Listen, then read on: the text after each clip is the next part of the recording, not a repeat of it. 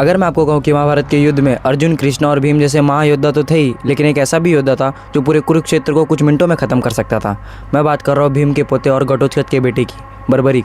बर्बरीक के पास कोई विशाल सेना नहीं थी, उसके पास सिर्फ 3 जादुई बाण थे जो उसको सालों की तपस्या करने के बाद माँ दुर्गा ने दी थी। पहला तीर सिर्फ निशाना लगाता था और तीसरा तीर सबको खत्म कर देता था और दूसरा तीर सबकी रक्षा करता था, फिर चाहे वो इंसान हो या पूरी सेना। कृष्ण जानते थे कि अगर बर्बरीक युद्ध में उतरा तो कोई जिंदा नहीं बचेगा, क्योंकि जब कृष्ण ने बर्बरीक से पूछा कि तुम किस पक्ष से लड़ोगे तो बर्बरीक ने बड़ा अजीब सा जवाब दिया और बर्बरीक ने कहा कि जो पक्ष कमजोर हो जाएगा मैं उसकी तरफ से लड़ूंगा, मैं दोनों तरफ से लड़ूंगा। कृष्ण समझ गए थे कि अगर बर्बरीक ऐसा करेगा तो युद्ध कभी खत्म नहीं होगा, तो कृष्ण ने बर्बरीक का सर मांगा और उसका सर किसी ऊंचे जगह रख दिया जहाँ से महाभारत पूरा दिखे। और कृष्ण ने कहा कि ऐसे लोग समाज के लिए सबसे ज्यादा खतरनाक है, या जो किसी के पक्ष में नहीं है या दोनों पक्ष में। लेकिन बर्बरीक गलत नहीं था, क्योंकि जो बर्बरीक की माँ थी उन्होंने बर्बरीक से कहा था कि तुम उसी तरफ से लड़ोगे जो पक्ष कमजोर होगा। और आज वही बर्बरीक को खाटू श्याम के नाम से पूजा जाता है। अगर वीडियो पसंद आए तो कमेंट में हरे कृष्णा जरूर लिखना।